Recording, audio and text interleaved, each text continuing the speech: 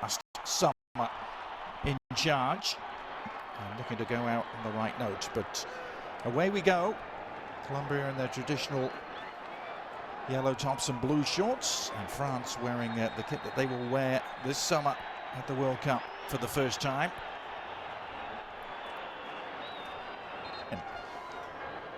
And Adrian, if we're going to talk about victories of Colombia over France, there is another one. I'll tell you about it in a second. It's Colombia who are making the first waves. Luis Diaz trying to make things happen for the first time. I did the research, Adrian. I went deep in the research. 1993, in a game that was played in Martinique, Colombia beat France 3-1, but that's not the story. And the story is not that Adolfo El Tren Valencia had a hat-trick against France that day. No, that's not the story. The story is that our very own Frank Leboeuf was playing for France that day. And an even bigger story, Frank Leboeuf had hair that day. Trying to construct something here. Akliouche wide to Cherki. Back it goes, and the shot is on, and Zaire Emery, the young PSG midfielder, winning his 10th cap today, putting his effort just wide. He's been busy early here. Colombia started in fine fettle 3 days ago. They were ahead inside 2 minutes against Croatia, and here they are on the front foot. Teed up for James Rodriguez, never really got control. The follow-up shots, well, wasn't that far wide.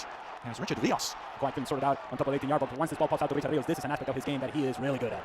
Striking from distance, this ball is dancing, and Bryce Sam's just looking at it. Wants to run at the defence again, is accepted. Here's Thuram.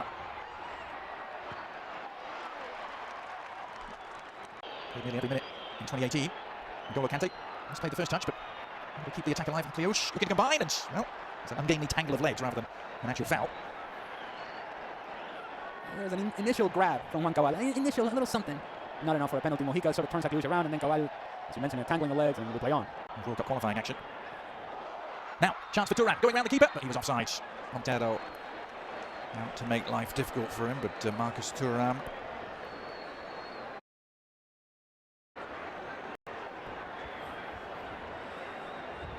The wall.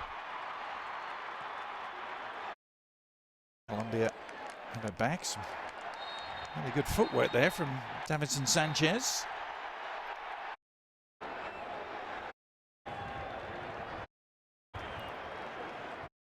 And Venezuela was out. Happy times. Yay. Under the cloche a bit here though. Here's Thuram looking to turn and lay off. The shot, oh, it's turned in! France leads. Doué's efforts took a huge deflection, may actually go down as an own goal. It certainly deceived Montero. But Doué receiving the plaudits. He just puts it on target, and then Daniel Muñoz is the one that deflects it on goal. Akliouche putting some pressure, looking for a combination, a little give and go action. Can I get in behind? No, it's going to be Marcus Thuram. And at this point, it felt like Colombia maybe had it under control, and they did not. The deflection by Johan Mojica falls onto the path of Doué, who puts it on target. Give him credit. Álvaro Montero had it covered. And to your point, Adrian, it is indeed the deflection of Daniel Muñoz that takes it away from Montero. 1-0 France. Daniel Muñoz just stretching out a left leg here to try and block the effort. All he could do was steer it past the helpless Montero. It was only a matter of time when he was just going to take over the world and be among the elites in the world. And it just never quite happened for him at the club level. No. As Arias gets to the byline, whips in the cross. A little bit of a late infringement there on Bryce Samba, who stays down.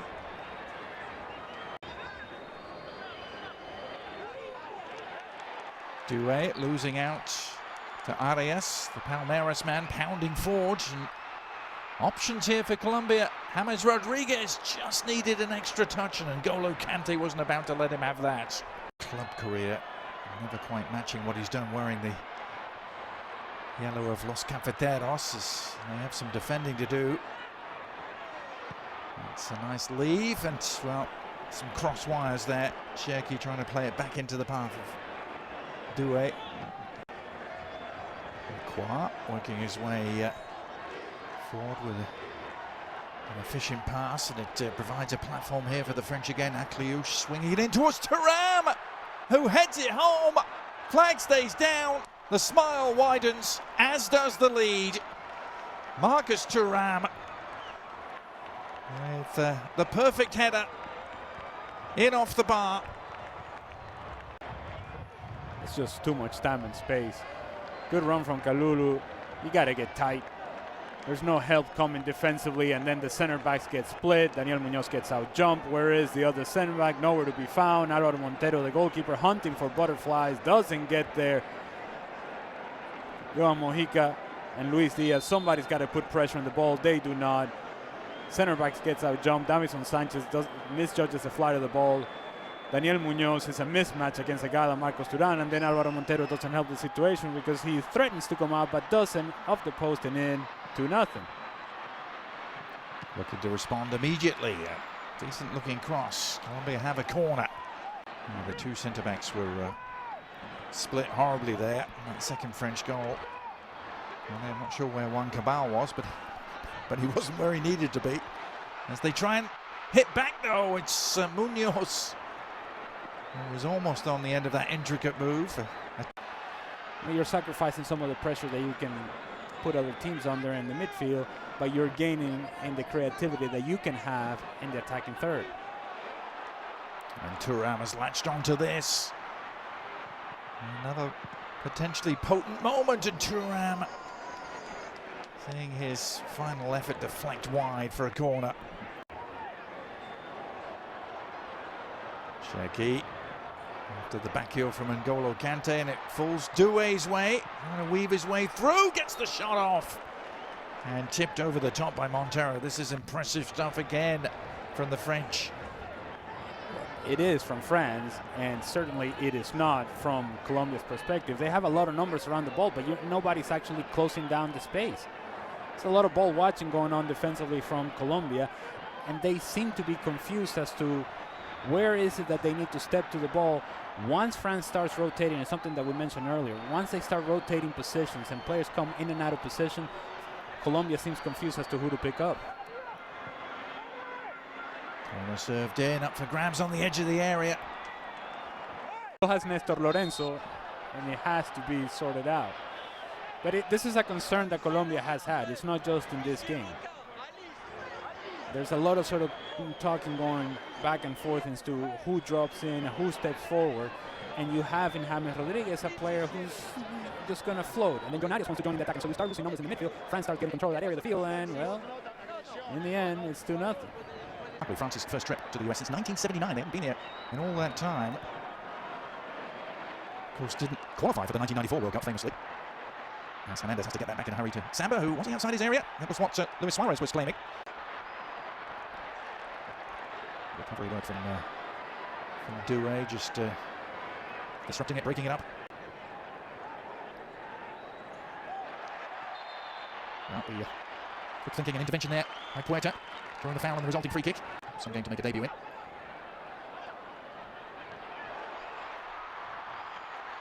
A chance perhaps for Diaz to make some waves.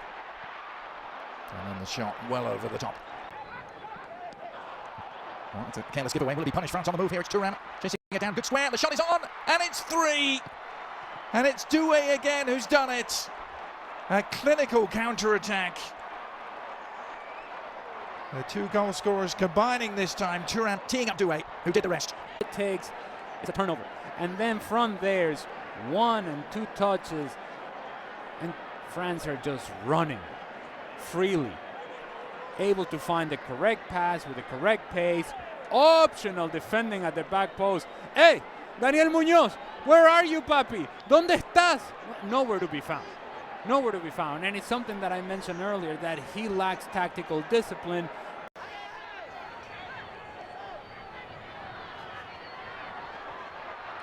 I think they found him a hotel eventually, but I'm glad the budget allowed it. Barely.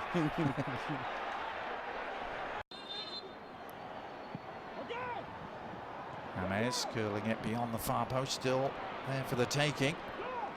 Got on the score sheet against Brazil, very similar finish to the one that Kylian Mbappe had produced in the first half. In fact, he mentioned that in the post-game interview, didn't he? He said, saw the way Mbappe finished. This is a surging run from the Liverpool man, and in the end a cross.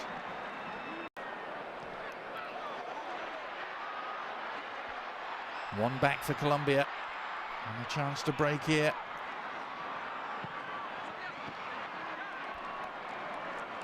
Samba down to smother. This at least a productive training session.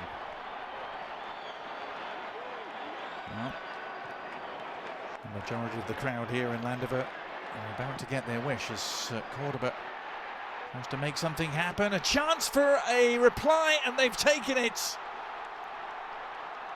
Colombia getting on the score sheet. Jamington Campaz with the unerring finish in off the far post. All-Stars on the right-hand side. Doesn't seem like the cleanest of combinations, but is a hold-up play from Cordoba that I think breaks everything open. He tries to, on the turn, hits it on target.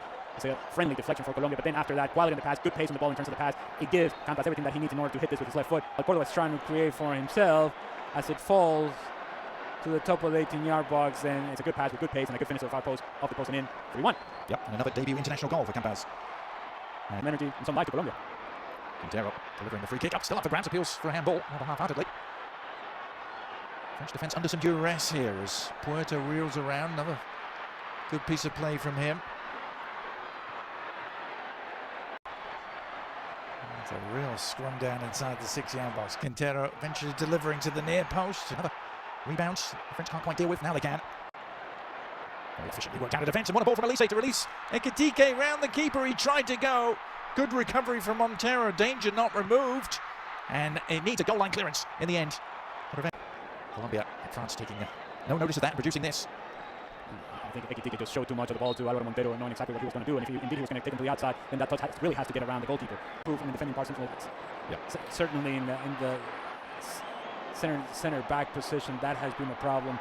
But when they get going like this offensively, it's difficult to stop them. Yeah. There's Elise.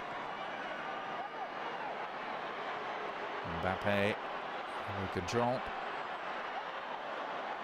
Nicely done for Digne. Back to Mbappe! Into the side netting.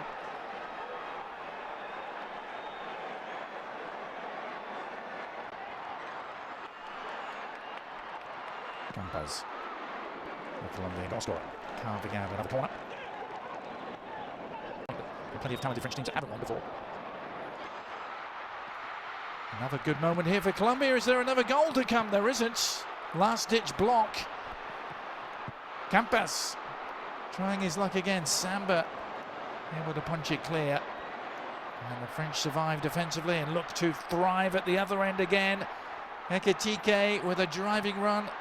May go it alone. And, well, he had Elise one side. He had Mbappe the other. And he only had eyes for goal. Hugo Ekitike. That's a good ball for Cordoba to get on here. Exciting end to the game. Cordoba's curler. Not quite. There's going to be one more moment yet for them. It is Kylian Mbappe. He's round the keeper and he finishes.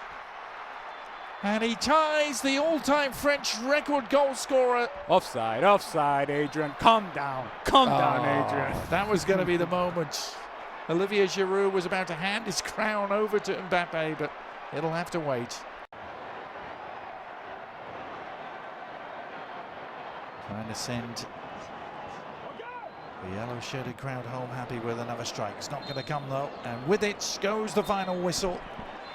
And France do prevail by 3-1. They had the 2-goal lead at half-time, and they end with a 2-goal victory. Kylian Mbappe had the ball in the back of the net, but was offside. And so in the final analysis, only France with a